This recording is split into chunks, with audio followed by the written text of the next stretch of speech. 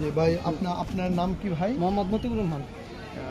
এই জায়গাটা এটা কোন এলাকায়? এটা হচ্ছে বিরো এলাকা, দত্তের বাজার, কোন ডিস্ট্রিক্ট? ময়মনসিংহ ডিস্ট্রিক্ট। উপজেলা কোনটা? উপজেলা হয়েছে গফরগাঁও।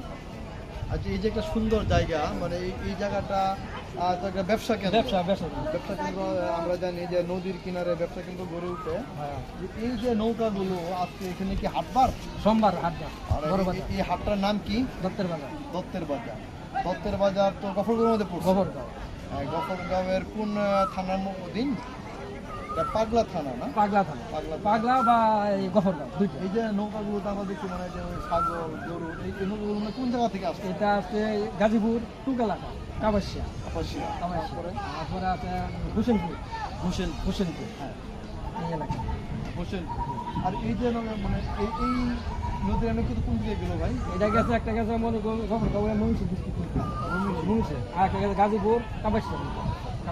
যে ওই আর এই পাট ওই যে পাহুলিয়া। পাকুন্দিয়াটা কি মানে কোন ডিস্ট্রিক্টের মধ্যে এটা পড়ছে? হচ্ছে কিশোরগঞ্জ। আর এটা হলো মহিষী।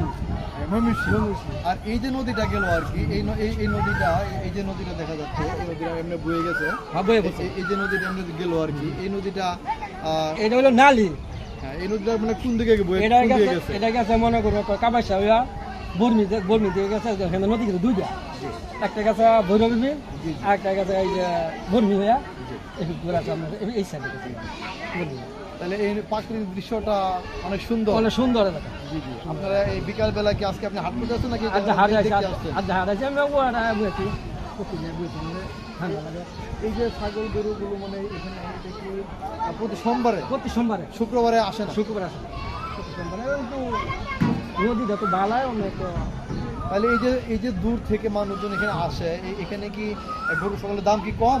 কম না, বেশি প্রচুর? না, বেশি লেগে আয় অন্য ভৈরব মানে এই যে আইনে যেটা ধন্যবাদ আপনাকে। ইনশাল্লাহ ভালো থাকেন। আসসালামু আলাইকুম। খুব এলাকা মালা অসুবিধা নেই।